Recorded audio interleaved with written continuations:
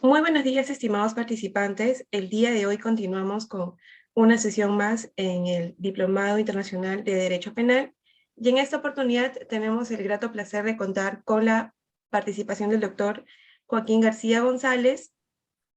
El doctor es abogado por la Universidad de Sevilla, cuenta con una maestría en la Universidad Nacional de Educación a Distancia, así como una maestría en Dirección de Compliance y Protección de Datos por la Escuela Internacional de Posgrados. El doctor actualmente es abogado y director legal en Joaquín García Abogados. Estimado doctor, de parte de todo el equipo de B-Lawyer, queremos agradecerle su participación el día de hoy y bueno, en este sentido le cedemos el uso de la palabra para que pueda iniciar con su ponencia. Muchas gracias. Muchas gracias a ustedes por la entrada y muchas gracias a Hansel, que fue el que me animó a participar en esta ponencia, ¿no? Y en este curso, en este diplomado. Y lo elegí yo y porque me pareció interesante fue el tema de la interpretación de la ley penal, ¿no? La ley penal, debemos entender el sentido de ley de un modo amplio, porque claro, tenemos que ver los términos que se van a utilizar en cualquiera de los países que se aplica la ley penal, ¿no? Que se aplica un precepto penal, un artículo penal. Yo voy a ver si puedo compartir pantalla con ustedes de un documento. Sí, vamos a ver. Sí, doctor. Se encuentra habilitada la opción para que pueda compartir pantalla. Sale, ¿no? Bien, ¿no? Ahora mismo, ¿no? ¿Se ve bien? Sí, doctor, se ve perfecto. Lo que sí podría poner en la modalidad de presentación para que se pueda apreciar de manera Sí. completa en la pantalla. Lo que Ujú. sí, a mí no me importa que, que me quite yo, porque creo que también salgo yo, ¿no? Vamos a ver. Sí, sale al lado, doctor, usted. En una pequeña pantalla chiquita sale Ujú. su Bueno, cámara eso. o su... Lo que sí, vamos a ver, es presentación con dispositivo. Es que no sé yo ahora mismo cuál es la fórmula para quitar la presentación. Sí, doctor. Para que se vea más grande la Sí, sí, pantalla. pero me Sí. refiero, no sé exactamente, uso con pausar el compartir de pantalla, desactivar, detener, participar. Doctor, en la parte de abajo, en el Sí, margen inferior derecho, hay sí. una parte donde es el zoom. Al lado izquierdo, inmediato, hay una modalidad que es presentación para que se pueda apreciar la PPT de manera Vale, completa en la vamos a pantalla. ver, vamos a ver. Vale, Mm, vamos a ver. No, no, no, doctor, No, no. no. A ver, sí, lo cierra, doctor. En la parte donde dice como hay un más y un menos. En la parte del menos, a su lado izquierdo, hay un icono pequeñito. Sí, este que le he dado yo antes, ¿no? O no, no, no. No, no, no. No, este no Un es. poco No. más Ah, hacia la no, sí, izquierda. sí, ya. Perdón, perdón. Ahora. Ahí está mejor. No, sí, justo en esa parte donde está regulando los niveles, Sí, al lado hay una especie de negativo, por así decirlo, como una red. aquí, Ahí ¿no? es, doctor. Eso es. Sí, Vale, perfecto. sí. Vale, muchas gracias. Vamos a ver. Como le decía, pues lo que pasa es que ahora para pasar la pantalla, ¿dónde le tengo que dar? En la tecla siguiente. Vale, sí, Ujú. ya También lo veo. puede dar un clic. Ujú. Exactamente, sí. Vamos a ver si la va al final. Ahora. Ha salido igual, ¿no? Sí, Sí, vale. doctor. Sí, ahora. Entonces, como decía anteriormente, hay que tener en cuenta los diferentes términos que se puedan utilizar en los diferentes estados, que puedan utilizar los diferentes legisladores o los diferentes parlamentos, ¿no? Pero teniendo en cuenta eso, es muy importante dar un concepto primero de interpretación, ¿no? ¿Qué es la interpretación? La interpretación es una actividad intelectual por la que se pretende poner de manifiesto el alcance de la ley. O sea, el juez no es un robot, ¿no? El juez que interpreta, que dicta, que aplica la ley, no es un robot, no es una máquina que sale por su boca las palabras que el legislador en su momento ha dictado. El juez debe interpretar la ley y debe aplicar la ley al hecho concreto, en este caso a los delitos, faltas, crímenes, como queramos llamarlo, depende del sitio en el que estemos, al hecho concreto que ha ocurrido en un sitio concreto, ¿no? El juez pretende aplicar esa ley y pretende interpretar esa ley. Repito que no es una aplicación literal, como en su momento se pretendía, de lo que dice el legislador, ¿no? En ese sentido, como ya han visto ustedes, la interpretación es una actividad intelectual por lo que se pretende poner de manifiesto el alcance de la ley. Hay que buscar el sentido de la norma. El sentido de la norma significa que a través de los textos debemos ver, ahora después veremos las diferentes posibilidades de interpretación de la ley, y hay que ponerlo en contexto con los signos exteriores, ¿no? Con lo que ha pasado en realidad, ¿no? Prefiero pasar estas páginas primero porque quiero centrarme en una cuestión que es muy importante. Quizás la hayan tocado ustedes anteriormente en otros temas, pero no quería dejar pasar de tocar lo que es el principio de legalidad. La ley penal, como su propio nombre indica, debe ser una ley, ¿no?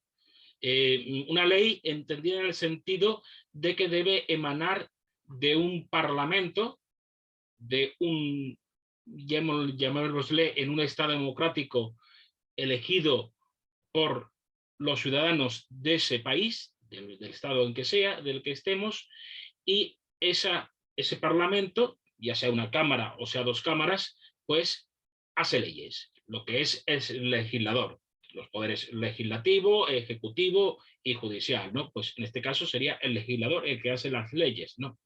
Entendemos el legislador en un sentido amplio, ya sea una cámara o dos cámaras o una sola cámara. Entonces, una cámara completa. En ese sentido, lo que es la ley tiene una serie de garantías. Está la garantía criminal, es la que el juez no puede considerar como delito aquello que no es. O sea, imaginemos, en algunos países el aborto no es delito. Por lo tanto, en muchos países no podemos considerar que una persona, una mujer en este caso, que haya abortado, pues pueda cometer un delito. Es cierto que a lo mejor en ciertas circunstancias también va a cometer un delito, pero está contemplado. Pero, como digo, el aborto puede ser cualquier otra circunstancia, ¿no? Que sea aquello que no esté considerado por la ley como delito, el juez no puede considerarlo como delito, evidentemente. Eso es la garantía criminal. Después está la garantía penal. La ley determina la pena. No solamente la ley determina lo que es delito, sino la ley determina lo que es la pena que se le impone a la persona que ha cometido ese delito. El juez no puede establecer penas que no están contempladas en la ley. No tiene en su arbitrio, no tiene la posibilidad de contemplar penas que no están dictadas por la ley, que no han sido dictadas por el legislador.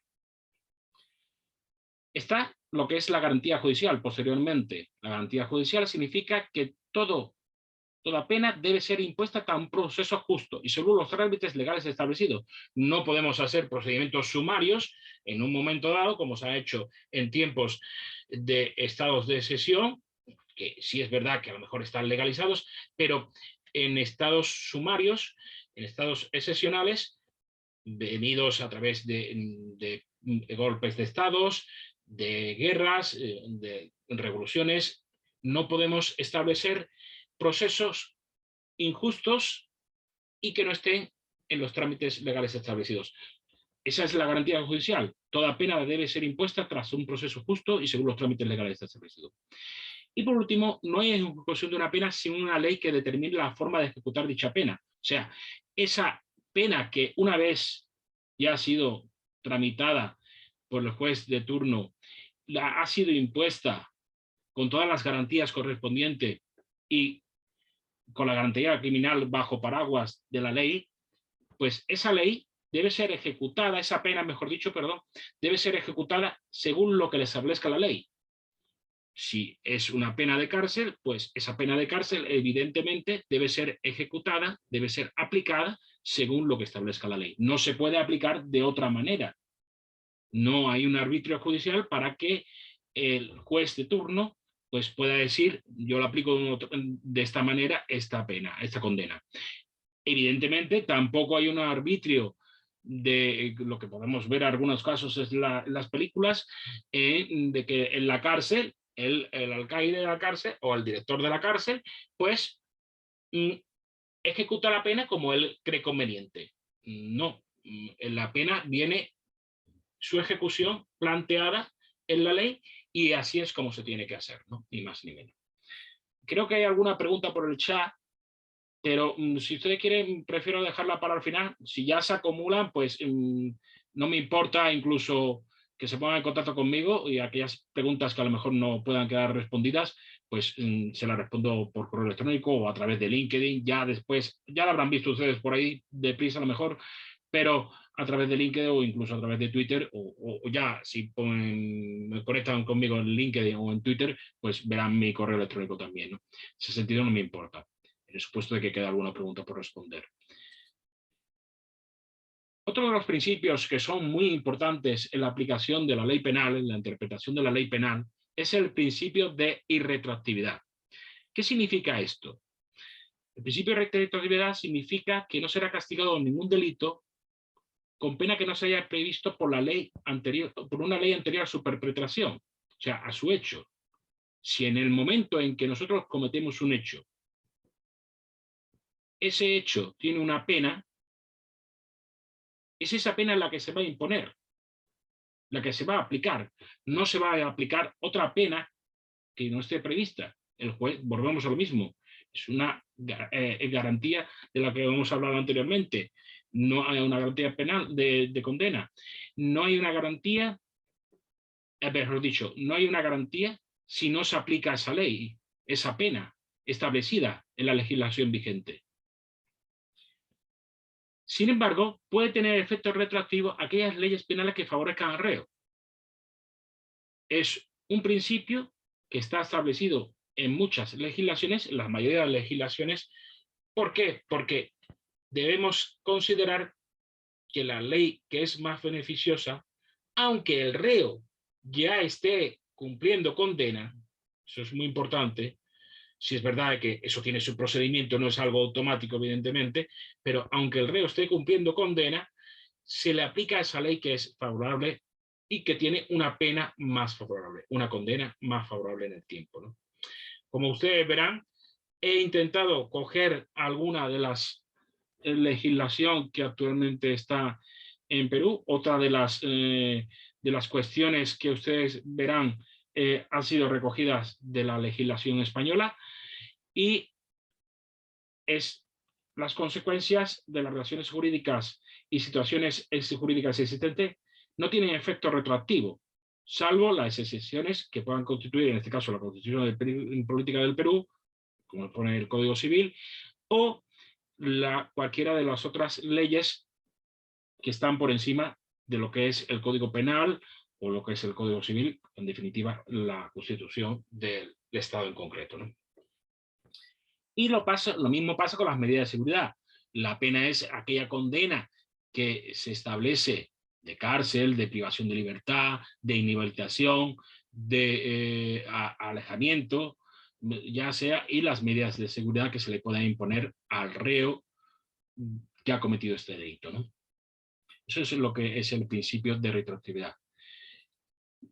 Paso a estas páginas que ven ustedes porque me interesa ir a otro sitio que son muy importantes. Esos sitios son el principio de presunción de inocencia.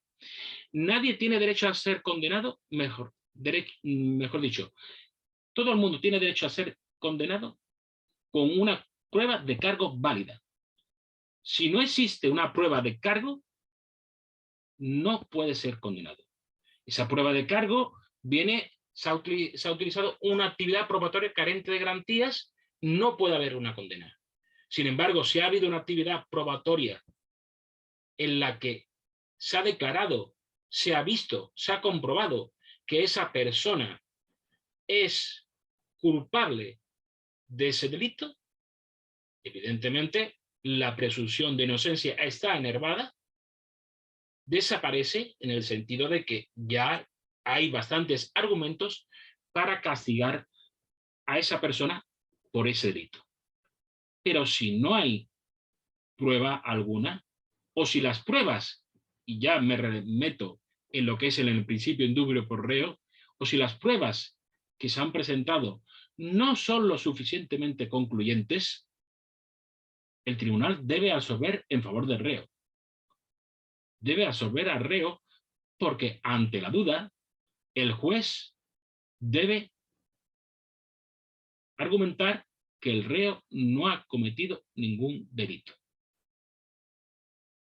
Esta duda debe ser una duda razonable. Evidentemente no es una duda de que el juez pueda interpretar a su libre albedrío, a su libre arbitrio y declarar por lo que sea, porque le caiga bien. Imaginemos que el reo, que la supuesta persona que ha cometido ese delito, ese supuesto delito, pues le caiga bien, o sea, o incluso no vamos a meternos en relaciones de amistad y todo esto, porque ya sería más peleagudo, ¿no?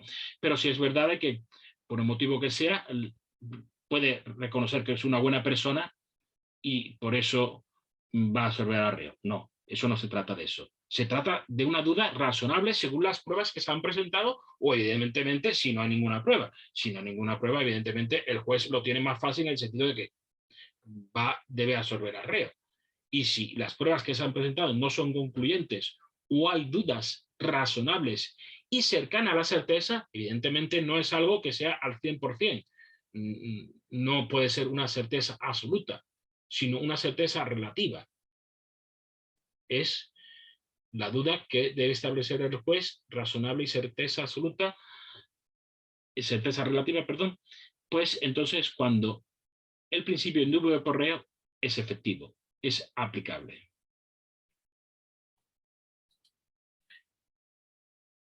Todo esto está relacionado con el principio de tutela judicial efectiva. El principio de tutela judicial efectiva está recogido en el artículo 24 de la Constitución española. Más o menos supongo que habrá algún artículo, no he podido acceder a él, de la Constitución política peruana, pero en definitiva también es un principio general del derecho, ¿no? Todo el mundo tiene un derecho a ejercer sus intereses legítimos ante los jueces de turno y no se puede producir indefensión alguna. Todos los derechos y todos los intereses de los ciudadanos deben ser pedidos ante el juez correspondiente. Evidentemente, hay derechos que no se pueden pedir directamente al juez. Por ejemplo, yo no puedo ir al juez, en algunas constituciones a lo mejor sí, ¿no? Pero no puedo ir a pedir al juez pues un trabajo o una vivienda, ¿no? Por ejemplo, ¿no? Dependiendo de la circunstancia, hay una serie de procedimientos para que tú tengas derecho a esas series de beneficios, vamos a decirlo así, ¿no? Pero sí puedes pedir que alguien te pague algo, que alguien que tú crees que ha cometido un delito contra ti, puedes denunciarlo, te han robado en tu casa, te han allanado, te han robado en la calle, te han robado el carro, el coche, te han robado lo que sea, ¿no? Te han estafado, crees que hay posibilidades de que alguien esté cometiendo amenazas contra ti, ya sean de muerte o de otro tipo, cualquiera de los delitos que podamos conocer y que podamos plantear y que estén contenidos en lo que es el Código Penal, de donde sea, pues podemos pedirlo al juez correspondiente. Tenemos derecho al juez ordinario predeterminado por la ley. Esto significa que cuando tú vas a pedir, vas a denunciar a alguien porque cree que ha cometido un delito, por lo que sea, ¿no? Pues hay un reparto y el juez que te toca, según el procedimiento que está establecido en la ley, es el que te toca. No quiere decir que tú lo elijas, evidentemente. pero sí es el juez ordinario, el juez natural, como también podemos llamar, que es el que va a dictar, va a ver el procedimiento y va a dictar posteriormente de ese procedimiento una sentencia condenatoria o absolutoria contra la persona que tú has denunciado. Asimismo, tenemos derecho a la defensa y a la asistencia de un letrado, de un abogado, una persona que se va a encargar de la defensa jurídica, de la asistencia a esa denuncia, y por el otro lado, evidentemente, ese supuesto autor del delito, ese supuesto culpable, ese presunto culpable del delito, tiene derecho a un proceso que no tenga indefensión y a un juez ordinario predeterminado por la ley. Evidentemente, él tampoco puede elegir el juez, sí puede elegir su abogado, y si no tiene recursos suficientes para tener un abogado de pago, como queramos llamarlo, ¿no? de que le tiene que pagar sus honorarios, o no quiere simplemente, pues si no tiene recursos suficientes, puede acudir a lo que se llama la asistencia jurídica gratuita, en general, ¿no? Lo que son también los casos de oficio, ¿no? En ese caso, pues la persona que está supuestamente condenada o va a ser condenada, puede ser condenada, mejor dicho, pues tiene derecho a ser informado de la acusación formulada contra ellos, tiene derecho a saber por qué está implicado en esos hechos, está implicado en ese pleito, debe saber por qué ha sido detenido por la policía, por qué ha ido a declarar a la comisaría de turno, por qué ha ido a declarar al juzgado de turno y qué es lo que está ocurriendo, ¿no? Tiene derecho a un proceso público. Proceso público significa que hay que siempre dentro que las circunstancias lo permitan, por ejemplo, con el tema del COVID, pues solamente han podido entrar las personas que estaban implicadas en el asunto, con el tema de la pandemia. En España ha pasado y en muchos sitios también, ¿no? Entonces, no ha podido ser un proceso público en el que pueda haber personas dentro que no sean las implicadas en el asunto. Pero sí es verdad que lo lógico es, y últimamente ya se hace en muchos sitios, que queden grabadas las actuaciones que se producen en ese procedimiento, en ese juicio, ¿no? Sin dilaciones indebidas. ¿Qué quiere decir esto?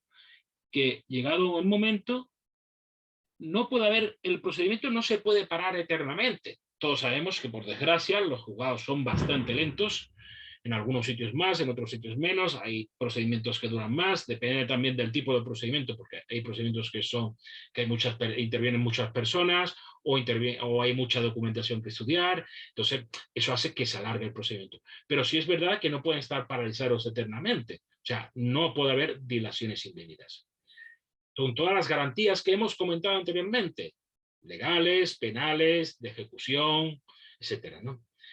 Tiene derecho a utilizar los medios de prueba pertinentes para su defensa, aquellos que ellos crean conveniente, evidentemente siempre de que sean legales, ¿no? Las pruebas que se hayan obtenido de forma ilegal, pues a lo mejor podrían ser o no podrían ser, pero no vamos a entrar en eso porque ya es otra historia, ¿no? Pero tienen derecho a no declarar contra sí mismos. Si no, incluso, vamos a decirlo claramente, tienen derecho a mentir. Sí, evidentemente la persona tiene derecho a mentir. No solamente a no declarar contra sí mismo, sino tiene derecho a mentir.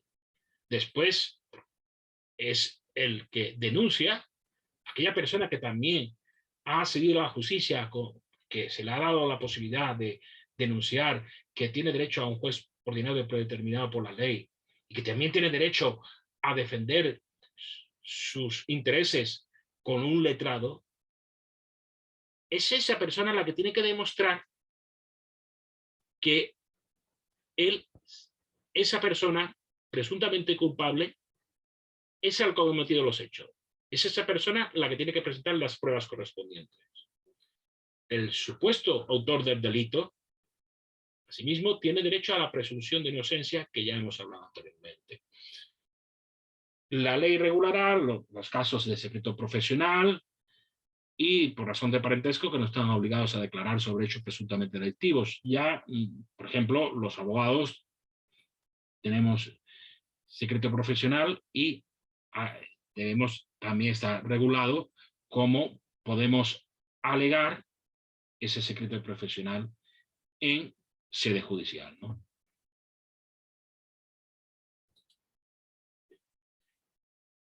Hay un principio que es el principio de intervención mínima. ¿Qué quiere decir esto? El principio de intervención mínima es que las sanciones penales se han de limitar al círculo indispensable. No podemos ir considerando que todo es derecho penal. Todo no es derecho penal. Puede ser derecho administrativo, puede ser derecho civil, otro tipo de derecho que no, por ejemplo, el derecho de protección de datos, no tiene por qué ser, o no solamente ya no tiene por qué ser todo derecho penal, sino que a hechos concretos que creemos que puedan ser delitos, no tienen por qué ser delitos, ¿no?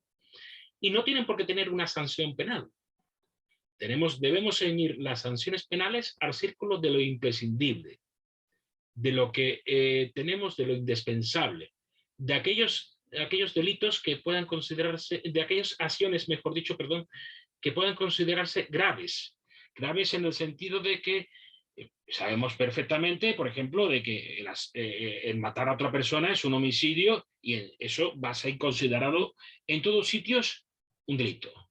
Pero el robo de una pequeña cantidad de dinero o el robo de una pequeña prenda en un centro comercial, en una tienda de ropa, ¿tiene por qué ser considerado delito? Si la prenda es muy pequeña, tiene poco valor, mejor dicho, pequeña puede ser muy pequeña y a lo mejor ser muy costosa, ¿no? Tener mucho valor, ¿no? Y costar mucho dinero, ¿no? Pero en el sentido de que si es una prenda que tiene poco valor, si es un artículo que tiene poco valor, si alguien, pues, no sé, roba algo de comida, pues, que tiene poco valor, ¿tiene por qué ser eso delito? Tenemos que considerarlo delito. En algunos sitios sí es verdad que está considerado delito. En otros sitios no. En otros sitios está considerado como hurto y después está considerado a partir de una cantidad o sobre una serie de circunstancias como robo. Ya entramos en lo que pueda suceder en cada uno de los países concretos, legislaciones concretas, ¿no? Pero sí es verdad de que la sanción penal se debe limitar al círculo de lo indispensable. Debemos tolerar aquellas acciones que al resto de la ciudadanía no le choque, no le resulte tan perjudicial como para tener problemas. Solamente debemos considerar las conductas lesivas a los bienes jurídicos, como puede ser la vida, la salud, el medio ambiente.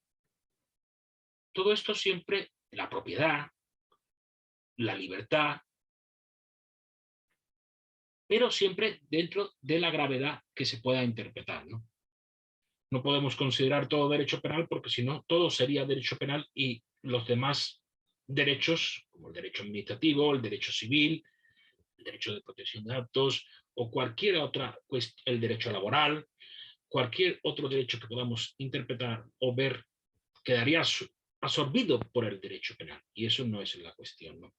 Hay que tener en cuenta que el derecho penal, las penas que se imponen, las condenas que se imponen, la más conocida es la cárcel, pero las otras también son fuertes, son graves, no son potentes, son robustas. Como puede ser la inhabilitación de una persona para ejercer una profesión durante un tiempo concreto, ¿no? De un año hasta más tiempo, ¿no? Pues son penas que son muy fuertes, son duras, son restrictivas de derechos individuales y por lo tanto no deben ser impuestas según creamos conveniente y según interpretemos cada uno, ¿no? Y en los mínimos casos. Es la última ratio, lo que se llama la última ratio. El derecho penal debe ser eso, la última ratio, ¿no? Dice así, ha de ser la protección de aquellos intereses mayoritarios y necesarios para el funcionamiento del Estado de Derecho. Sigamos, pues, con la interpretación de la ley penal. Perdón, vamos a ver. Hemos visto el concepto de interpretación. Pasamos a las clases. Las clases de interpretación, pues, pueden ser variadas, ¿no? Si vemos desde lo que es la ley en sí, ¿no? Vemos una interpretación subjetiva. Es la interpretación que da la voluntad del legislador.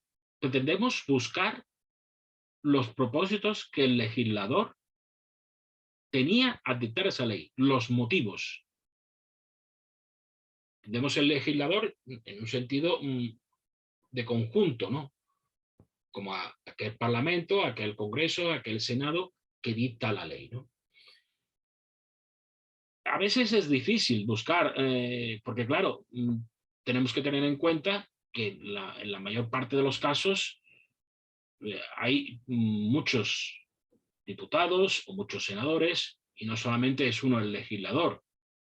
Tenemos que tener en cuenta también que hay una serie de técnicos ordenados por el gobierno de turno o por el proceso de turno por la ley, que son llamados a colaborar, a estudiar cómo se puede plantear o qué se puede hacer bajo una ley, ¿no? Tenemos que tener en cuenta que hay ciudadanos que en algún momento, bajo referéndum o bajo propuestas legislativas, iniciativas legislativas que puedan ser, también han intervenido en el proceso de esa ley, ¿no? En el nacimiento de esa ley. Entonces es complicado buscar la voluntad del legislador. Sí es verdad que se puede interpretar, pasando a lo que es una interpretación histórica, la búsqueda de los plasmados antecedentes de la norma, o sea, en esos anteproyectos, en esos trabajos parlamentarios, en legislaciones anteriores que haya podido haber sobre esos hechos concretos. Eso se puede sacar ahí una interpretación que podemos considerar subjetiva.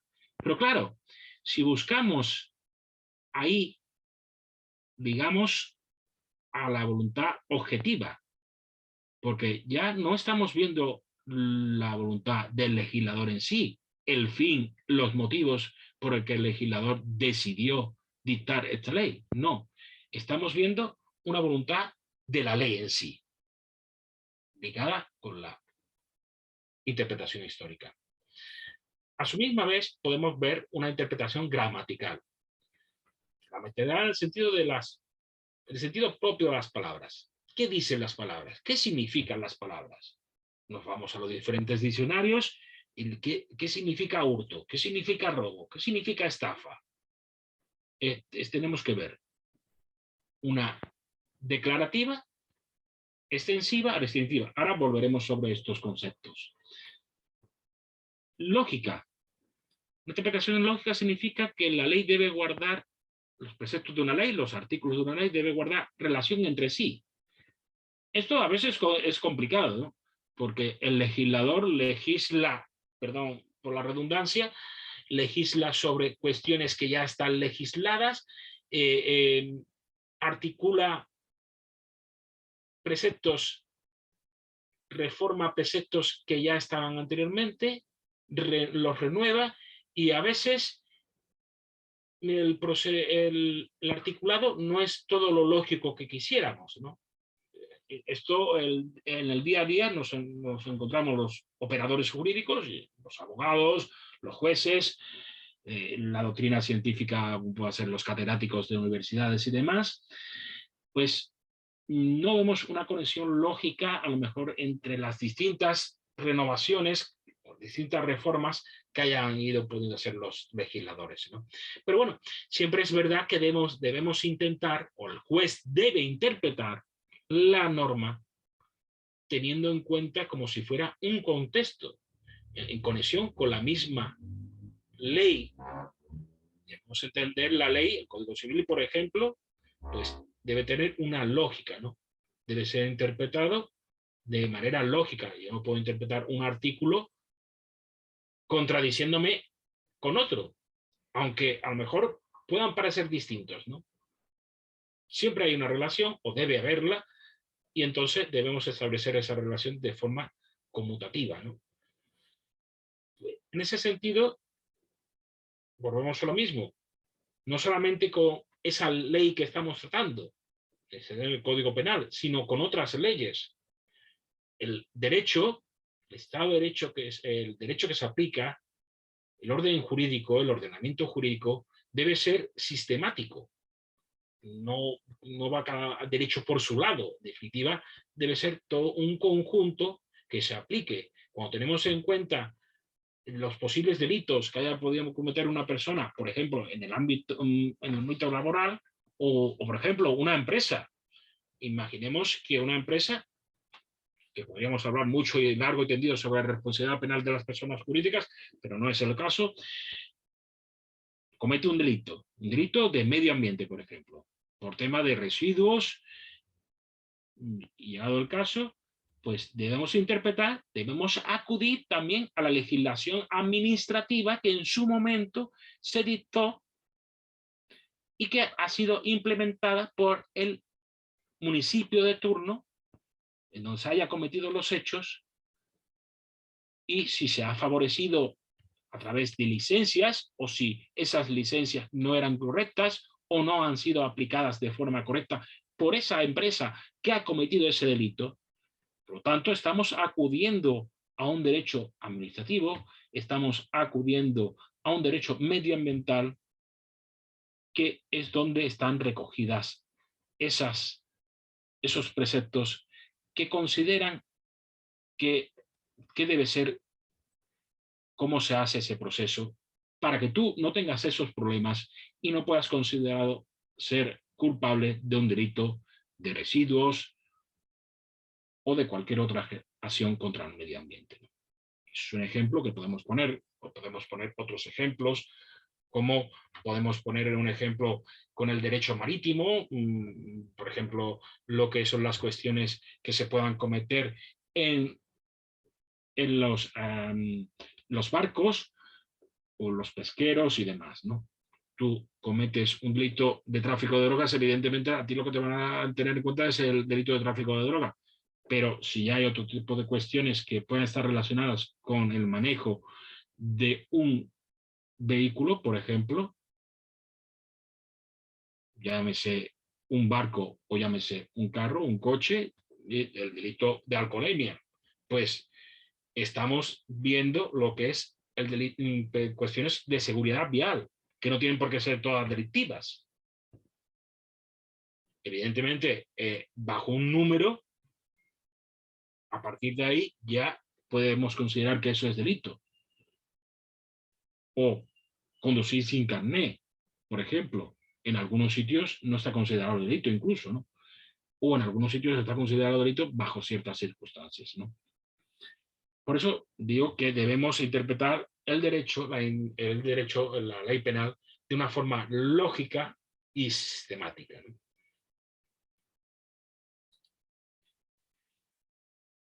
Otras casos de interpretación es el fin, teleológica. Es aquel que permite establecer el sentido del alcance de la norma atendiendo al fin. O sea, un poquito ligada a lo que hablamos antes de... Perdón.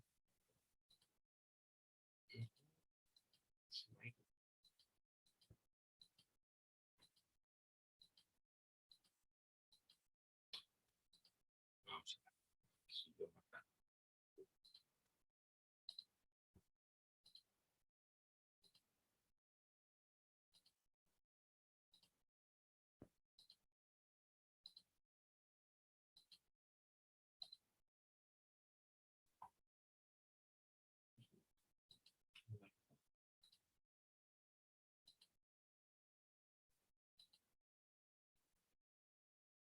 Me he perdido un poco, perdón.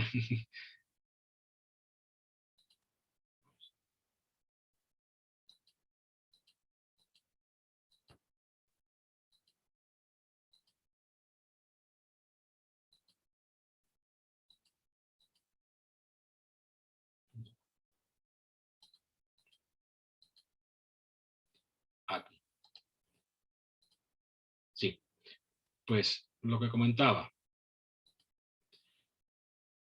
ligado al fin que hablábamos antes de lo que es la aplicación de la ley, la interpretación de la ley de un modo subjetivo, ¿no?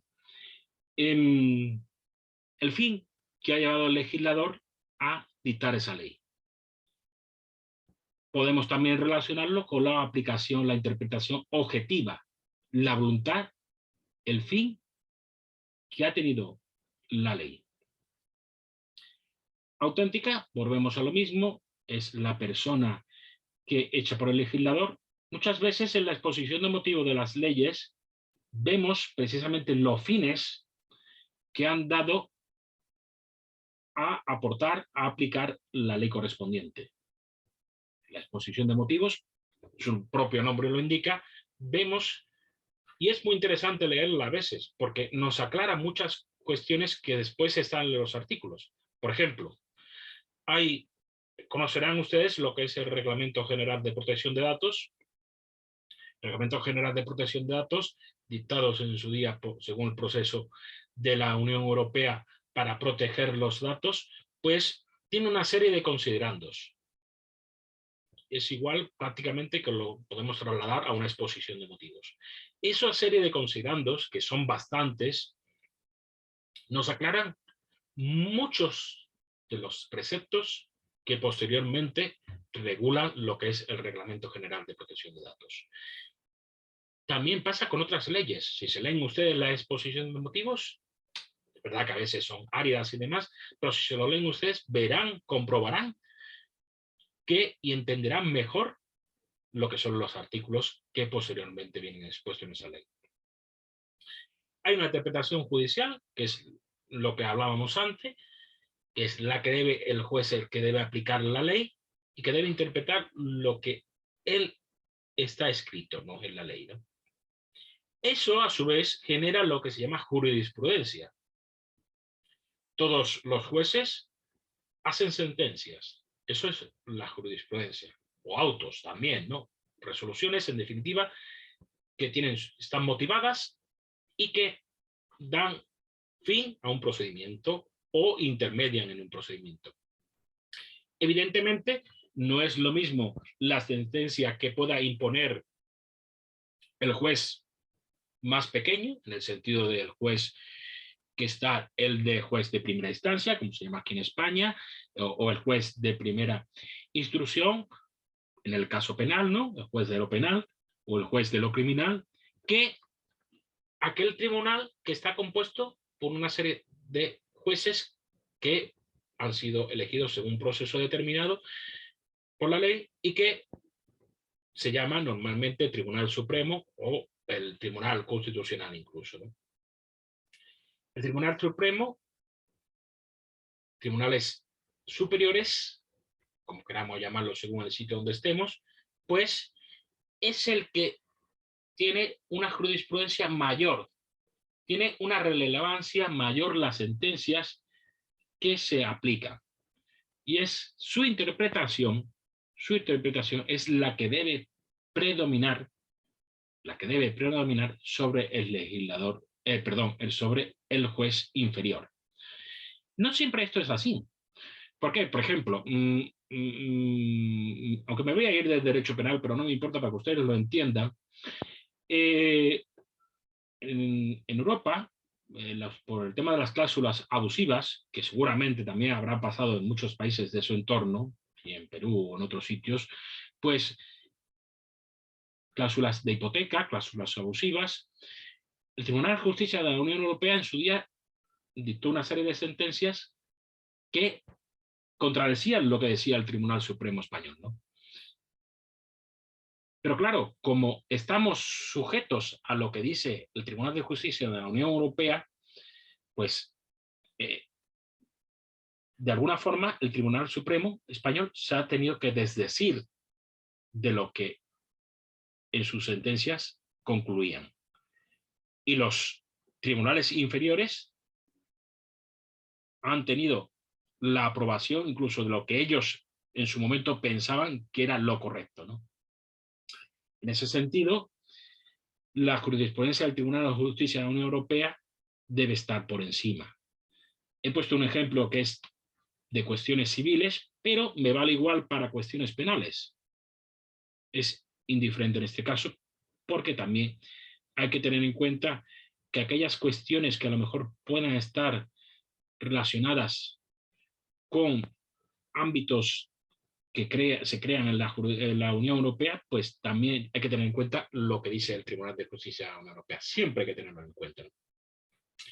Y vamos a mayores, incluso en algunos casos concretos,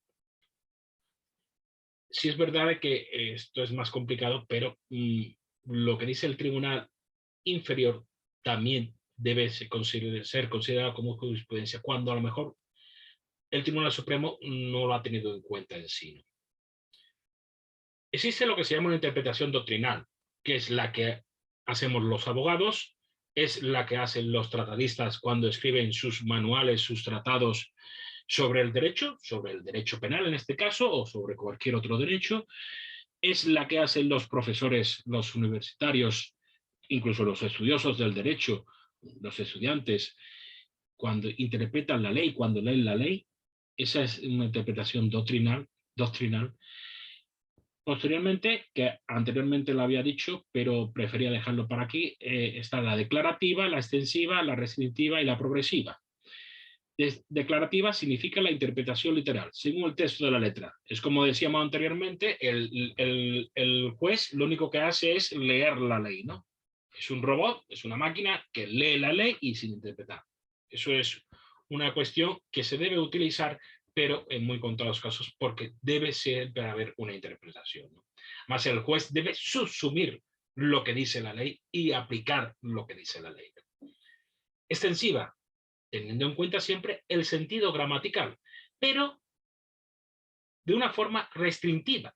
No podemos aplicar y no debemos ver lo que no dice la ley, ¿no?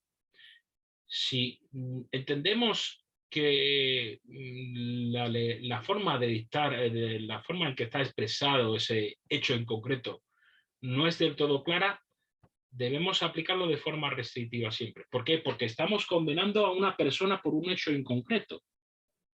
Hay que tenerlo en cuenta.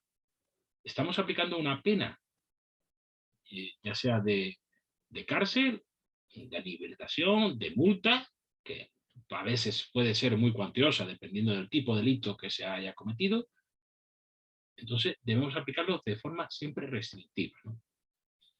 Y ceñirnos, en este caso, a una interpretación literal.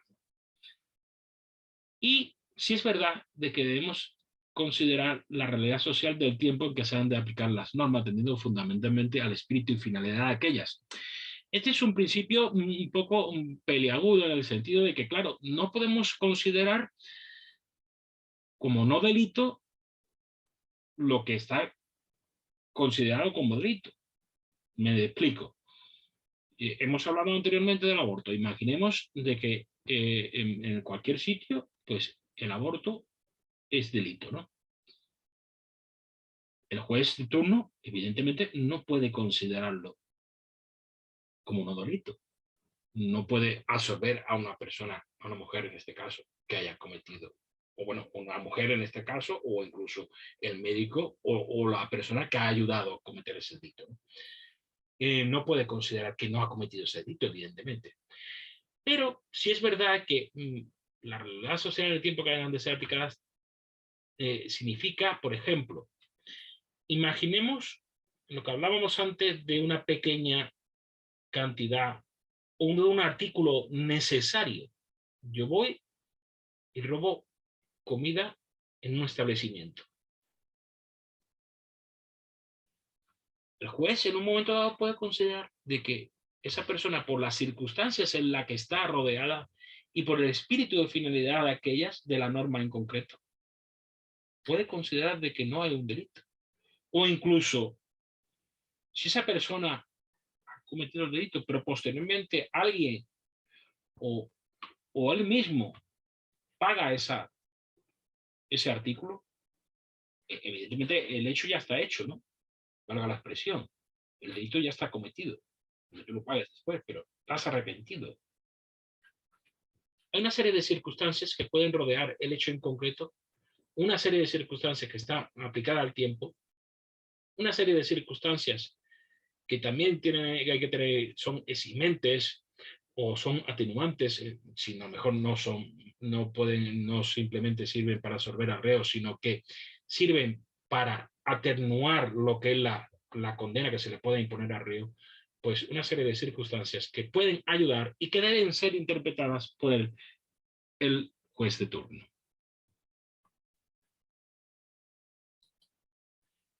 Como ya hemos visto antes, en realidad ya creo que lo hemos visto todo, bueno, no, pero en los principios principales que podemos establecer, ¿no? Ahora, si me permite, y el tiempo no lo impide, porque no sé cómo voy de tiempo, vamos a tocar algunos temas que he visto que podrían ser interesantes y que, si no me equivoco, porque lo he cogido todo de internet, están vigentes en su país. Si consigo dar. Aquí creo que es la primera hoja esta. Doctor, disculpe, nos compartirá las PPTs, ¿verdad? ¿Cómo? Buenos días, ¿Perdón? doctor, ¿cómo está? ¿Cómo está? Buenos días. Compartirá Buenos con los días. alumnos, compartirán las PPTs, digo, las PPTs, las diapositivas. ¿No se está compartiendo ahora mismo? No, digo, nos pasarán, la escuela nos pasará a nosotros Sí, como sí, alumnos. sí, sin ningún tipo de problema. Sin Gracias, ningún tipo doctor. de problema. Las diapositivas serán compartidas sin ningún tipo de problema. Les decía que el Código Penal peruano establece una serie de artículos que son los principios que deben establecerse en la... Es que no sé si este es el primero, creo que sí, pero vamos a ver. Perdón, ustedes. Sí, es este, el 7. No, este es el primero. Ah, sí. Este es el primero. La hablábamos antes del principio de legalidad. Nadie será sancionado por un acto no previsto como delito o falta por la ley vigente en el momento de su comisión. Ni será sometido a pena o medida de seguridad que no se encuentre establecida en ella. Es el principio de legalidad, el paraguas que debe arbitrar la aplicación del derecho penal. La provisión de analogía. Es algo que no he comentado anteriormente, pero que podría establecerse también como un principio general del derecho penal. No podemos permitir que un hecho que pueda ser parecido a lo que nosotros hemos cometido, parecido al robo, parecido a la estafa, no podemos permitir que ese delito, que esa acción, mejor dicho, pueda ser considerada como delito. No está permitida la analogía, el parecido, la similitud. Por mucho que nosotros creamos conveniente de que esa interpretación, ese hecho en concreto, pueda ser muy parecido, se pueda comparar en la misma cercanía, sea 100% igual, no debemos permitirlo.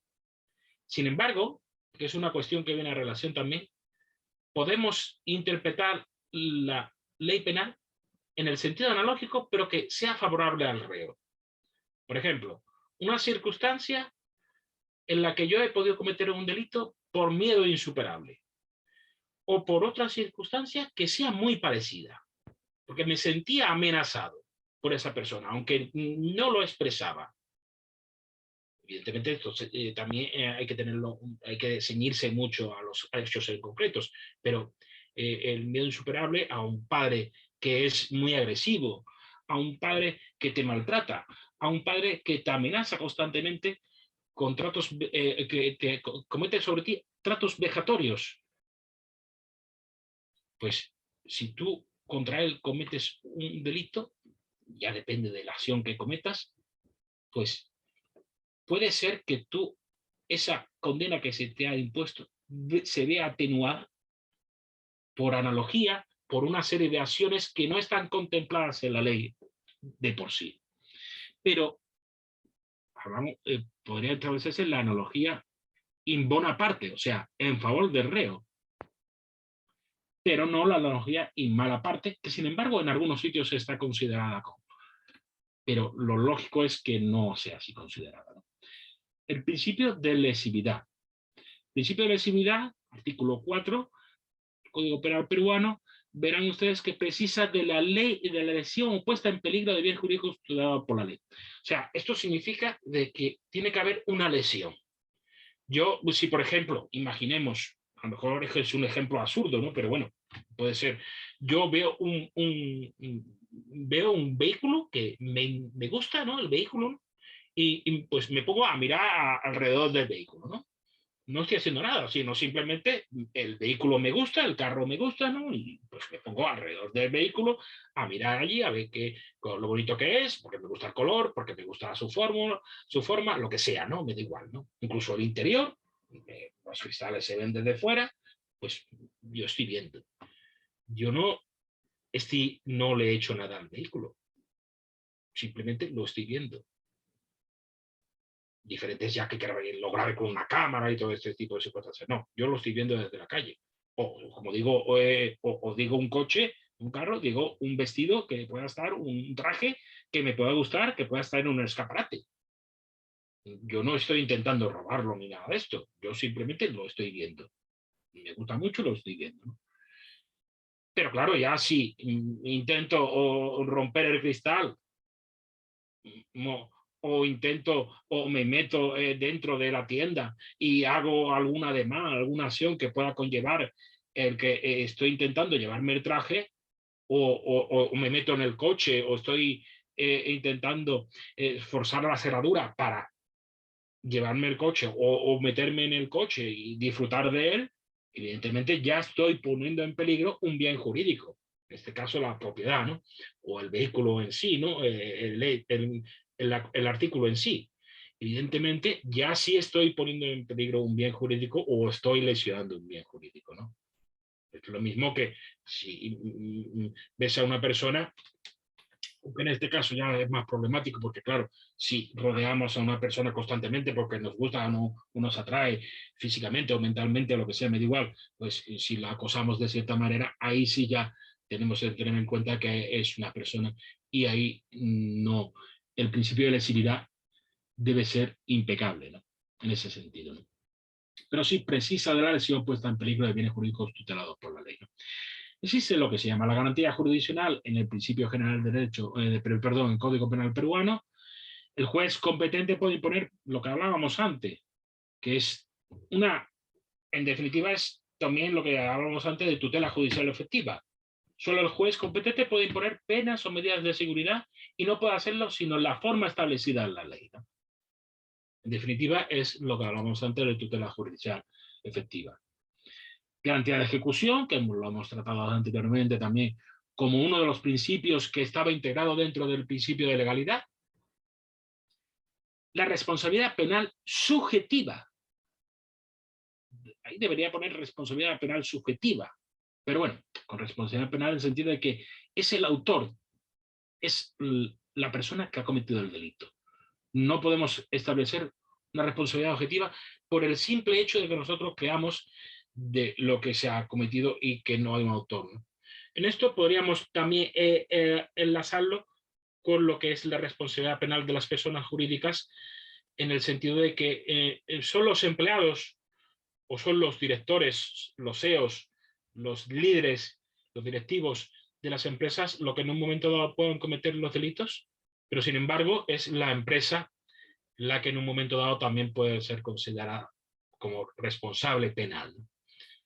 En Perú lo pasa, en España pasa, pero eso es harina de otro costal y tampoco podemos meternos en ese sentido, ¿no? Las sanciones deben ser proporcionales. Es lo que hablábamos antes, en el sentido de que no podemos, el principio, muy ligado al principio de intervención mínima, la última ratio del derecho penal, no es lo mismo cometer un robo de un artículo que valga 100 euros o $100 que cometer ahora mismo no recuerdo, perdone, cuál es la moneda que está vigente en el Perú, lo siento, pero en la 100, la cantidad que sea, ¿no? 100, que 1000 o 2000 o 3000 o 4000, ¿no? Evidentemente, la proporción importa y mucho. No es lo mismo estafar, volvemos a lo mismo, 100 que 500.000. No es lo mismo cometer un delito fiscal, incluso el delito fiscal, como pasa en España, según una cifra, no se debe ser considerado delito, no es considerado delito, puede ser considerado una infracción administrativa, ¿no? Pero no, a partir de una cifra sí es considerado delito. Y no debe sobrepasar la responsabilidad por el hecho y no puede sobrepasar una proporcionalidad, ¿no? Los fines de las penas de medida de seguridad. La pena tiene una función preventiva en el sentido de que si condenamos a una persona a la cárcel, estamos previniendo que esa persona no va a volver a cometer un delito. Pero a la misma vez, esa pena, esa condena, debe intentar que esa persona el día de mañana, cuando salga de esa cárcel, no vuelva a cometer un delito. Debemos establecer procedimientos para que esa persona se resocialice en las cárceles, sea reeducada y para que cuando salga sea una persona no nueva, sino que actúe de forma totalmente diferente a como estaba haciendo en su momento. Sabemos que esto es muy complicado a veces, ¿no? Es lo que hablábamos antes, de que a veces los directores de cárceles pues parecen ser que tienen plenos poderes, plenas potestades y hacen y deshacen lo que creen conveniente. También es verdad que a lo mejor la legislación de turno del sitio donde sea se lo permite. También es verdad que a veces pecamos en el sentido de que somos demasiados agresivos con la persona que ha cometido un delito. Entendemos que es un proscrito, de que nunca puede ser un beneficio para la ciudadanía y no atendemos a las posibles circunstancias que han podido rodear el hecho en concreto, ¿no? Es verdad que no es lo mismo un delito, volvemos a lo mismo, de robo de una cantidad nimia, ¿no? O de un artículo que tiene poco valor, a una estafa considerable, a un robo considerable, a un asesinato o a una violación o cualquier otro tipo de delito que podamos considerar grave, ¿no? O muy grave. Evidentemente, las penas deben ser, en ese sentido, deben ser más impecables, ¿no? Pero sí es verdad que de todas maneras, debe entender a la resocialización y a la prevención y a la protección del delincuente. Igual pasa con las medidas de seguridad. Deben prevenir, los fines deben tener una rehabilitación. En la aplicación supletoria son hechos punibles las leyes, existe una serie de leyes especiales en el Código Penal peruano, no sé ahora mismo exactamente las que son, pero en España pasa lo mismo, el tema de las aeronaves, el tema de los barcos, en definitiva, por ejemplo, blanqueo de capitales, contrabando, cuestiones que se quedan fuera no exactamente que se queden fuera del Código Penal, sino que son parte del Código Penal, pero están reguladas por otras leyes que han venido posteriormente, ¿no? Por el motivo que sea, pues, no están en el Código Penal en sí, pero en realidad forman parte de todo el derecho penal, ¿no? Forman parte del compendio penal, ¿no? En ese sentido, pues también está a la aplicación supletoria de la ley penal en el sentido de donde están las leyes penales. El principio de territorialidad es la aplicación espacial. La ley penal peruana se aplica a todo lo que comete un hecho punible en el territorio de la República, salvo las excepciones contenidas en el derecho internacional. Hay una serie de normativa internacional que sí especifica lo que está contenido según se haya cometido, por ejemplo, en aguas internacionales de este tipo de cuestiones, ¿no? O cielos internacionales y demás, ¿no? El derecho aéreo, ¿no? Entonces, lo que es la ley peruana, el territorio de la República, pues es lo que se aplica el hecho punible en sí, ¿no? Pero también, relacionado con esto que hablábamos anteriormente, las naves o aeronaves nacionales públicas, o sea, que tienen bandera peruana, lo mismo pasa en España, ¿no? Se encuentren donde se encuentren. Porque entendemos eso como ese avión, ese barco, como, o incluso ese vehículo, ese carro, puede ser de una embajada o bueno, sí, del cuerpo diplomático, pues pudiera entenderse también como a lo mejor como aplicable el derecho penal peruano. Y aquellas naves, aeronaves que sean privadas, o sea, en este caso el carro ya es más complicado, ¿no? Pero sí que sean privadas, pues que tengan bandera de Perú, aunque se encuentre en alta mar, un espacio aéreo donde ningún Estado ejerza soberanía. Es verdad que ya cada vez es más raro, ¿no?, que haya sitios en los que los estados no ejerzan su soberanía, ¿no? Las fronteras están cada vez más delimitadas en el sentido de que esto es para mí, esto es para ti, esto es de... Pero sí es verdad que hay casos concretos en que es complicado saber en qué estado estamos o incluso en el cual ningún estado ejerce su soberanía. Ustedes, que lo digo así, y perdónenme si a lo mejor me equivoco un poco, hay cuestiones, por ejemplo, con el Amazonas, en ciertos sitios a lo mejor pues todavía no está muy definido quién puede ejercer la soberanía en concreto, ¿no? Hay que tener en cuenta que es un territorio muy amplio, que lo voy a contar ya a ustedes, ¿no? Y a lo mejor hay ciertos sitios en los cuales ninguno de los estados que tiene potestades sobre ese territorio en concreto ejerce su soberanía, porque no está totalmente delimitado, porque hay cuestiones que no están solventadas del territorio y demás. Es verdad que si en ese hecho en concreto pues se ha cometido algún tipo de delito, si la persona que está allí es peruana y todo esto, pues se puede aplicar el derecho penal, ¿no? O la persona que encuentre a ese delincuente, ¿no? En ese sentido, ¿no? Pasamos al principio de exterritorialidad. Significa que se aplica a todo delito cometido en el extranjero cuando el agente es funcionario o servidor público en desempeño de su cargo. Imaginemos, hablábamos antes, de un diplomático que está trabajando en el país que sea, pero es peruano.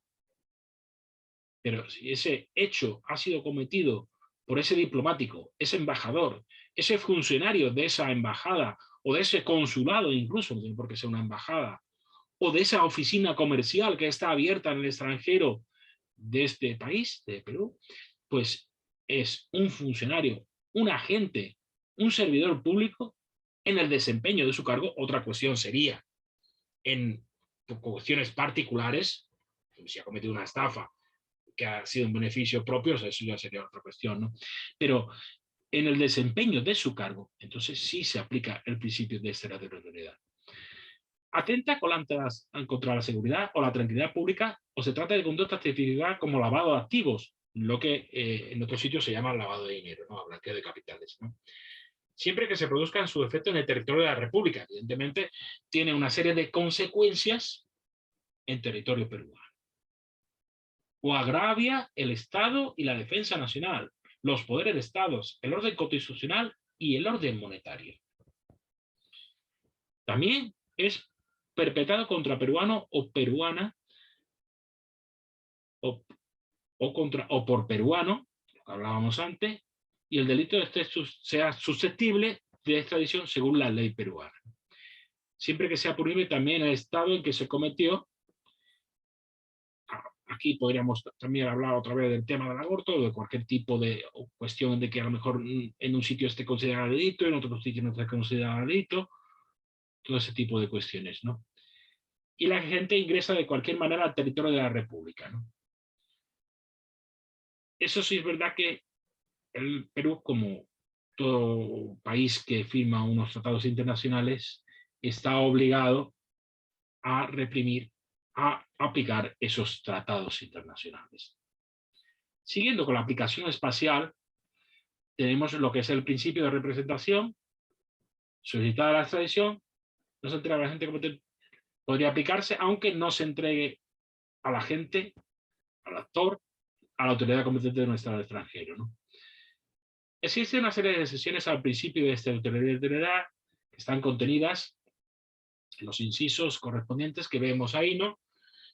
Cuando se ha extinguido la acción penal conforme a una u otra legislación, o sea, no está prescrita, hay una caducidad, no se ha actuado en el tiempo que establece la ley contra esa persona, evidentemente no podemos, la persona que ha cometido un delito no puede estar permanentemente perseguida por los hechos que ha cometido. Hay un espacio, hay un plazo de tiempo y por lo tanto no podemos estar, si no lo hemos encontrado, o hay una serie de delitos que no prescriben nunca, que no caducan nunca. Ya lo pueden ustedes ver en el Código Penal, ¿no? Ya se verá, podrían verlos más adelante, ¿no? Pero sí es verdad que no podemos estar permanentemente persiguiendo al autor de los hechos, ¿no? También cuando se trata de delitos políticos, o sea, a mí esta palabra no me gusta porque si es político no es delito, pero bueno, es verdad que de alguna forma tenemos que definirlo, ¿no? Pero delitos de libertad de expresión contra el Estado impuesto que no es un Estado democrático, o aquellos hechos que son con ellos, ¿no? Aquí podemos entrar en una disquisición de todo el tema de aquellos partidos políticos que puedan ser declarados ilegales o que estén en la línea roja, ¿no? Que no lo han cruzado y que estén ahí, ¿no? Pero y a la misma vez están de alguna forma favoreciendo a organizaciones terroristas, ¿no? Son cuestiones que ya son más complejas y que tampoco tenemos tiempo de tocarlas, pero sí es verdad que son algunos casos pueden ser considerados delitos políticos o conexos con ellos, ¿no? El extranjero, perdón, el agente, el procesado, ¿no? Ha sido absuelto en el extranjero o condenado, ha cumplido la pena o está ya sea prescrita o remitida, ¿no? Hablamos, no se puede extraditar a esa persona, ¿no? Si el agente no ha cumplido totalmente la pena impuesta, puede renovarse el proceso ante los tribunales de la República, pero se computará la parte de la pena cumplida. O sea, en este caso sí podemos pedir la extradición de esa persona, ¿no? El principio de ubicuidad significa que el lugar de comisión de un delito es aquel en el cual el autor o partícipe ha actuado, ¿no? O sea, si en estos casos a veces es problemático, ¿no? Porque imaginemos un delito cometido a través de las redes sociales, ¿no? O de Internet. ¿Dónde se ha cometido ese delito? Porque claro, estamos hablando de algo global, de un territorio indefinido. Hay algo que ustedes habrán escuchado porque ya está imponiéndose, que es algo que va más allá de Internet, que es el metaverso. Ya se han dado casos en los cuales se han habido incluso supuestamente acciones contra los avatars, ¿no? Los avatares, ¿no? Entonces, podemos entrar en disquisiciones si esos delitos, si no es delito y todo esto, pero bueno, son cuestiones curiosas, ¿no? Porque si lo tratamos en sí, si por ejemplo yo me compro una casa en el metaverso y entran a robar en mi casa, estamos hablando de realidades virtuales que parece ciencia ficción, pero que con el tiempo se están aplicando, ¿no? Y ya lo han visto ustedes en algunos casos. Entra en mi casa, ¿qué pasa? ¿Hay un robo? ¿Dónde se juzga ese delito? ¿Allí en el metaverso? No, de momento no existen jueces en el metaverso, de momento no. El día de mañana no lo sé, ¿no? pero hay casos que son complicados. Volviendo a la realidad, no a la realidad virtual, ¿no? Sino volviendo a la realidad física, pues hay cuestiones en las que el lugar de la comisión de un delito es complicado. Pero sí es verdad que debemos siempre tener en cuenta dónde se ha cometido ese delito, ¿no? El lugar donde se ha cometido ese delito. Existe una aplicación temporal. La ley penal aplicable es el momento de la comisión del hecho punible, lo que hablábamos antes, que está muy ligado a lo que es el principio de combinación, en este caso como se llama allí en el artículo 6 del Código Penal peruano, pues está muy ligado a lo que es el principio de legalidad. Volvemos a lo mismo, no obstante se aplicará la más favorable al reo, siempre la analogía en favor del reo, la duda en favor del reo. Debemos, aunque estemos en un derecho penal que entendamos que la persona que ha cometido, podemos verla como una persona agresiva, podemos verlo como una persona mala en un sentido general y todo esto, debemos considerar de que esa persona debe ser la pena, la ley debe ser la más favorable. Ligado a lo mismo, la retroactividad benigna, ¿no? La retroactividad en favor del reo, pues una norma, el hecho sancionado en una norma anterior deja de ser punible si la nueva ley lo contempla como no punible, ¿no? Y la pena impuesta igual, se extingue de pleno derecho, ¿no? Las leyes destinadas a regir durante un determinado tiempo, durante su vigencia, sí, aunque ya no estuvieran en vigor, son aplicables. Por ejemplo, ahora que todavía por desgracia el virus que tenemos no ha desaparecido, se han dictado en muchos sitios leyes temporales. El ámbito civil, el ámbito administrativo, en otro tipo de cuestiones, pero también ha habido cuestiones que nos han obligado a estar confinados en nuestro domicilio, y si incluso eran cuestiones penales, si salías a la calle, pues te podían imponer una multa y eran cuestiones penales. Son leyes temporales, en el sentido de que se supone de que solamente, vamos, se supone no, que deben tener una aplicación en el tiempo en el que ha ocurrido esa cuestión, ¿no? No pueden estar eternamente imponiéndose ese tipo de leyes, no es esa la cuestión. No sé, esas leyes, sí es verdad que si a lo mejor el día de mañana, por la tardanza de la justicia o porque el proceso ha sido largo y demás, no solamente ya por la tardanza de la justicia, sino porque el proceso ha sido largo, y tú has cometido ese acto en concreto en el momento en que la ley penal temporal estaba vigente, a ti se te va a aplicar esa ley, porque tú lo has cometido cuando esa ley, aunque sea temporal, estaba vigente. Estaba relacionada, evidentemente, con unos hechos en concreto, con una legislación en concreto de ese momento, pero evidentemente esa ley temporal debe ser aplicada. Volvemos a lo mismo, el momento de la comisión del delito es aquel en el cual el autor o partícipe ha actuado o omitido la obligación de actuar. Aquí quiero ver también una cuestión que es muy importante. Dice, actuado o omitido.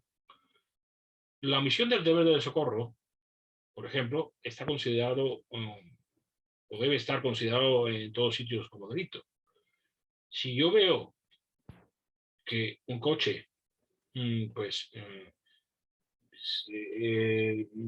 un accidente grave, no digo ya de que o he sido yo incluso el que ha cometido ese delito, ¿no? Por el motivo que sea, y no socorro a esa persona, evidentemente a lo mejor es complicado socorrerla, ¿no? Dependiendo de las circunstancias y demás, ¿no? De cómo esté, ¿no? De cómo haya sido el suceso, ¿no? Pero por lo menos debo coger el móvil, ¿eh? y llamar a la policía, llamar a la ambulancia, llamar a los bomberos, a cualquier agente de la autoridad o de ayuda, de socorro, que pueda ayudarnos, ¿no? Y de alguna forma podemos actuar, incluso pedir ayuda a través de otras personas que pasen con sus carros por allí, con sus coches por allí, ¿no? Y ayudar a esa persona a socorrerla, ¿no? no tenemos que ser héroes, pero también es verdad que podemos ayudar a esa persona a socorrerla. Aquí, y lo mismo pasa, por ejemplo, y ahora que está tan de moda, que en realidad no está tan de moda porque es algo que lleva ya mucho tiempo impuesto, pero que hablamos de lo que se llaman los canales de denuncia o los canales de alertadora. A mí no me gusta la palabra canal el palabrao canal de denuncia, ¿no? La expresión, ¿no? Me gusta más línea ética o canal ética, canal ético, ¿no? En la cual, si nosotros omitimos denunciar la irregularidad que se haya podido hacer por un empleado que sea, ¿no? Y no lo denunciamos, no damos a conocer esa irregularidad, ¿no? Esa ilicitud que creemos que ha cometido esa persona, si lo estamos omitiendo, también podemos estar cometiendo un delito, quizás. Y eso, que se lo digan a algunos compliance officers que a lo mejor la ha pasado, ¿no? Y no solamente los compliance officers, ¿no? Sino a lo que son los directivos, pueda ser, o los empleados de la empresa, que también están obligados a dar a conocer esas irregularidades. Bueno, si después se demuestra que no son irregularidades, tampoco pasa nada, ¿no? O sea, que no se va a actuar contra esa persona. Pero si tú te callas, de alguna forma estás colaborando en eso, ¿no? Y no debemos tenerlo en cuenta como debemos proscribir lo que es lo que se considera la figura del chivato, que vamos traicionando supuestamente a esa persona, o a ese amigo incluso, a ese compañero de empresa, de fábrica, de industria, que denunciamos y que ha cometido un delito, ¿no?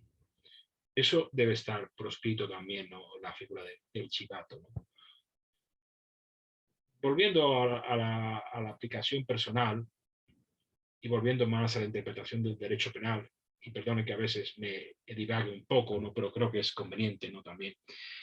Hay un principio que no lo he tocado, pero que debe regular la interpretación de la ley penal, siempre, junto con el principio de legalidad, y yo creo que incluso por encima del principio de legalidad, el principio de igualdad. La ley penal se debe aplicar por igual a todo ciudadano del país que sea. Me da igual. No solamente del país que sea, sino de la raza que sea, de las circunstancias físicas, mentales en las que esté, del sexo que tenga, o incluso del cambio de sexo que haya podido producirse. Cualquier cuestión social que tenga, se aplica igualmente la ley. Hablábamos antes de cuestiones políticas. Hay cuestiones que pueden estar ligadas a lo que son los actos. Imaginemos un estado totalitario donde esa persona ha cometido un delito. En teoría, esa ley debe ser aplicada con igualdad. Sabemos que si esa persona es contraria, no voy a meterme en cuestiones políticas, ¿no? Es contraria a lo dictado por ese régimen totalitario, posiblemente no se le va a aplicar la ley penal en condiciones de igualdad. Posiblemente no, seguro que no se va a aplicar. Pero en un Estado de Derecho, esa ley sí debe ser aplicada con igualdad. Sea la clase social, tenga más dinero o menos dinero, me da igual. Aquí podríamos entrar en montones de disquisiciones sobre este tema, ¿no? Pero debemos aplicar la ley penal con igualdad. Hay una serie de prerrogativas por función del cargo o por la razón del cargo que se le atribuye a ciertas personas, llámese diplomáticos, llámese diputados, llámese senadores, congresistas, en definitivas, que no son, se establece un proceso determinado, a mí no me gusta llamarlo especial, sino específico, no más bien, ¿no?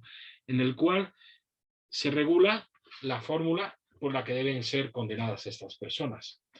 ¿Esto es contrario al principio de igualdad? podríamos discutir mucho sobre esto, ¿no? Pero en definitiva está establecido así, ¿no? Y en la mayoría de los casos sí es verdad que está establecido así.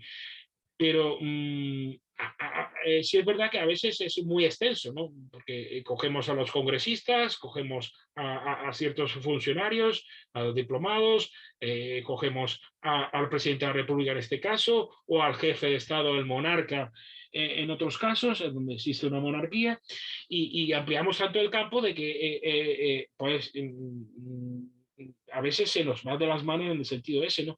Y estas prerrogativas, estas razones, estas cuestiones por las cuales son reguladas esas personas de una forma específica, lo que es la aplicación de la ley penal y la interpretación incluso, pues debe ser la excepción, no debe ser la regla. Por lo tanto, si nosotros ampliamos el barco, el abanico, lo abrimos de tal manera que allí puede entrar todo el mundo, abrimos las puertas del campo y allí puede entrar todo el mundo, pues en realidad estamos convirtiendo la excepción en una regla, por lo cual no es correcto, ¿no?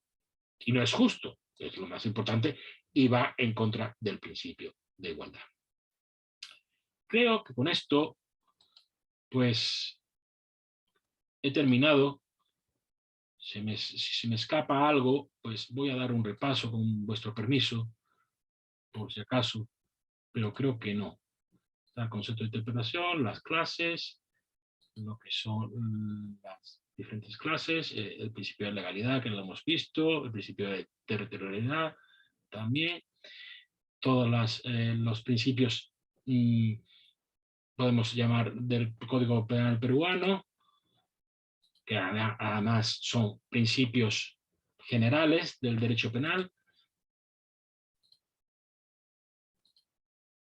y lo que son los principios generales del derecho penal, estemos donde estemos y tocamos de donde tocamos, como puede ser el principio de presunción de inocencia, el principio de doble por reo, etc., ¿no? Yo veo por aquí, voy a pinchar el chat.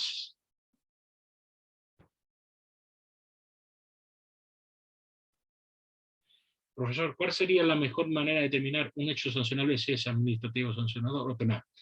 Bueno, esto es complicado, Hansel, porque hay cuestiones que son muy... La barrera, la línea, la frontera es muy complicada, ¿no? A veces también, ya no solamente el hecho en sí, es curioso porque a veces la pena que se impone administrativamente es más dura que la que se impone, a lo mejor penalmente. Me explico. Evidentemente las penas administrativas no pueden ser de cárcel, o no deberían ser de cárcel. Ya nos metemos en el derecho en concreto, ¿no? Del sitio en concreto, ¿no? No deberían ser de cárcel, ¿no? Pero hablo de cuestiones económicas, ¿no? A veces las penas administrativas, no por el hecho en sí, porque evidentemente si está contemplado en el derecho penal, pues es por el derecho penal, ¿no? Pero cuestiones que puedan ser consideradas administrativamente son la pena pecuniaria, la pena de multa es más importante que a lo mejor la que pueda ser considerada por el derecho penal, ¿no? En la barrera volvemos a lo mismo. Está en el principio de intervención mínima, o debería estar en el principio de intervención mínima. Hay cuestiones que podemos interpretar de que es administrativa. Por ejemplo, yo tengo una licencia para vertir una serie de residuos en un lugar en concreto. Me lo permite la ley y me lo permite la licencia municipal del ayuntamiento en el que esté. Pero claro, estábamos hablando de vertidos concretos y de una cantidad concreta. Esa licencia no ampara de que yo eche allí lo que a mí me dé la gana. Y perdón por la expresión, ¿no? Bueno, si yo tengo que puedo echar una pequeña cantidad, no sé, no se me ocurre nada, así que entre otras cosas es un vertido, ¿no? O puede ser siempre tóxico, ¿no? Pero puedo echar, o no una cantidad, sino mejor en un sitio en concreto, ¿no? Si puedo verter residuos en un sitio en concreto porque está habilitado, porque tengo la licencia, no puedo ir un poquito más para allá. No puede decir, no, es que estaba cerca, no, es que mire usted, es que usted en este sitio a 100 kilómetros a la redonda, por decir una distancia, yo puedo vertir esa cantidad, ¿no? Esos residuos, ¿no? Pero es que no, es que en el 105 ya no puedo hacerlo. Evidentemente, usted en el 105 ya no puede hacerlo, porque usted tiene habilitado una cuestión, ¿no? Entonces, eso puede ser una cuestión administrativa, ¿no? Pero claro, ¿cuándo pasa a ser una cuestión penal? Pues cuando, en definitiva, cuando la ley penal lo dice. Aquí tenemos que ver lo que dice el legislador y actuar siempre bajo el principio de legalidad penal. Cuando el legislador interpreta que eso está bajo el Código Penal, está bajo el Código Penal. Cuando no está bajo el Código Penal, puede ser considerado administrativo. ¿Dónde está el límite? Es complicado porque hay cuestiones, por ejemplo, anteriormente hablaba del delito fiscal. En España, si mal no recuerdo, ahora mismo la cifra exacta, sí, creo que son 120.000 euros. Pero no tomen ustedes al pie de la letra, por favor. A partir de una cifra es delito. A partir de una debajo de esa cifra no es delito, es un ilícito administrativo. O sea, no todo fraude al fisco, a la hacienda pública, puede ser considerado delito. Es una cuestión administrativa. Por ejemplo, no es lo mismo. En España existe lo que es que ahora estamos en el plazo precisamente, lo que es el impuesto sobre la renta de las personas físicas, ¿no? Allí en el Perú pues será de otra manera, ¿no? Más en la declaración de la renta en sí no es un delito, es un ilícito administrativo, algo que debe estar contemplado por el derecho administrativo. Pero sí es verdad que a veces las cuestiones que están en el derecho administrativo y que están en el derecho penal son complicadas, pero volvemos a lo mismo. ¿Qué es derecho penal? Lo que está establecido en la ley penal. Ahora, si ya el legislador se le ha ido la mano y establece de tal manera que y ha incumplido precisamente el principio de intervención mínima, aquella última ratio del ordenamiento jurídico al que debemos acudir es el derecho penal, y cree que todo aquello es derecho penal, pues complicada está la cosa. El derecho administrativo va a ser subsumido por el derecho penal y no va a existir el derecho administrativo. Volvemos a lo mismo. Y poniendo ejemplos muy prácticos, el consumo de drogas o de ciertas drogas, ¿es delito o son cuestiones administrativas? Hablo del consumo. El tráfico ya es otra historia. O incluso el tráfico de pequeñas cantidades o de pequeñas, de cierta droga, ¿no? De hachís, de marihuana, de drogas blandas, por decirlo de alguna manera, ¿no? Pues, y de cantidades pequeñas, pues pueden ser consideradas cuestiones administrativas. Pero claro, hay veces en las cuales es mejor que tú seas juzgado bajo el derecho penal. Pues sí. ¿Por qué? Es lo que hablábamos antes. Es lo que hemos visto. Toda esta serie de garantías, toda esta serie de principios, toda esta serie de interpretaciones que deben regir la aplicación del derecho penal. Esa serie de interpretaciones, esa serie de garantías, a lo mejor no están tan bien concretadas en el derecho administrativo. Y es la administración la que tiene la sartén por el mango y es la que va a aplicar de fórmula y sin independencia, en el sentido de que va a tener detrás a un jefe, el funcionario de turno, el servidor público, que a veces no es servidor, por desgracia, pues va a aplicar esa ley. Sin embargo, el juez, que se presume que es independiente o que debe ser independiente y que ese proceso que tiene una serie de garantías, pues esa persona va a tener más posibilidades de defenderse y no va a tener indefensión. Pero claro, siempre uno va a querer que es mejor ser juzgado por un hecho administrativo que no por un hecho delictivo, ¿no? O por una acción delictiva. Gracias por la pregunta, Hansel, y no sé si la he respondido o no, pero supongo que sí te habrá hecho pensar más o menos dónde está el límite entre el derecho penal y el derecho administrativo. No sé si habrá alguna pregunta más, si se le ocurre una pregunta más cuando yo les pase la presentación, que eso sí, se la pasaré a Hansel directamente, que es con el que he tenido el contacto y demás, y después ustedes ya la pueden compartir, evidentemente, ¿no? Con los alumnos que han participado en esta clase, ¿no? Evidentemente. De todas maneras, aquí les voy a dar mis, a ver si puedo conseguir que se vaya a la página correspondiente, ahí. Aquí están mis datos de contacto, estoy en LinkedIn, soy bastante asiduo, Hansel lo sabe. Tengo también una cuenta en Twitter, la utilizo menos, bueno, pero también pueden ustedes contar conmigo.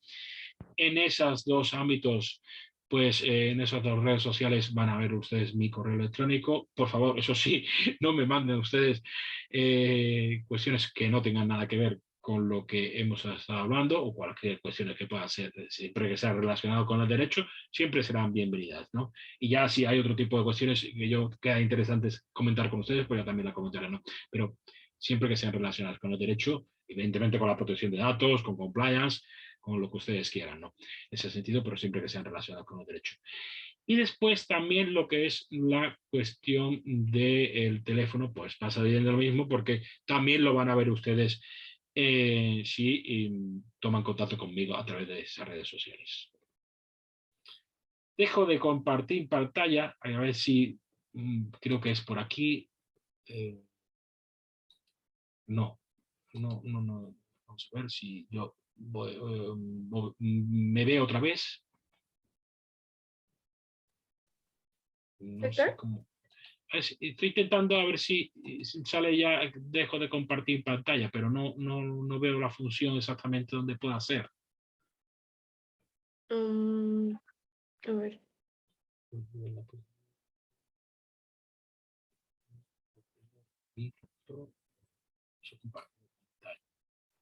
No, aquí no es. Pasar. Ah, no, ¿será aquí? Aquí, Ya, sí. vale, ahí, perfecto. Pues ya han visto ustedes en lo que es la presentación, ¿no? Han visto ustedes en la ponencia, bueno, y si de todas maneras si quieren preguntar algo sobre la marcha, yo no sé ya por qué hora voy, estoy perdido porque me pongo a hablar y estoy encantado de estar aquí con ustedes y de que me hayan prestado esta posibilidad y pueden ustedes contar conmigo también para otro tema de que puedan interpretar que yo les puedo servir, ¿no? De ayuda, ¿no? Gracias. Muchísimas gracias, doctor. Justo, no sé si me pareció que Esaú había levantado la mano. De repente Sí. quiere acotar alguna pregunta.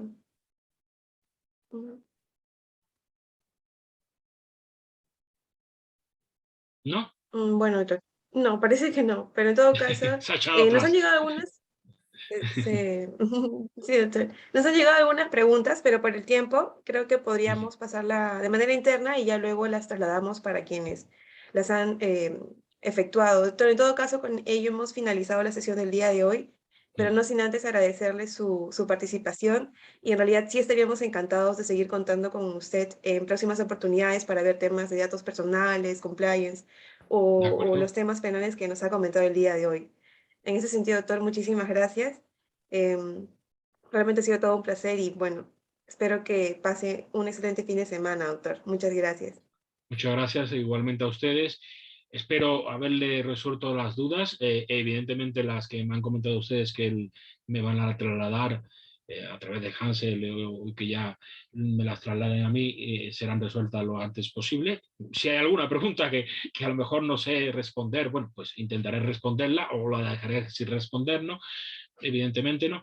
Pero le agradezco la petición que han hecho ustedes con respecto a este tema y evidentemente estoy dispuesto, como ustedes bien han dicho, además es algo en lo que estoy trabajando constantemente, que es en lo que es temas de protección de datos y lo que es tema de compliance.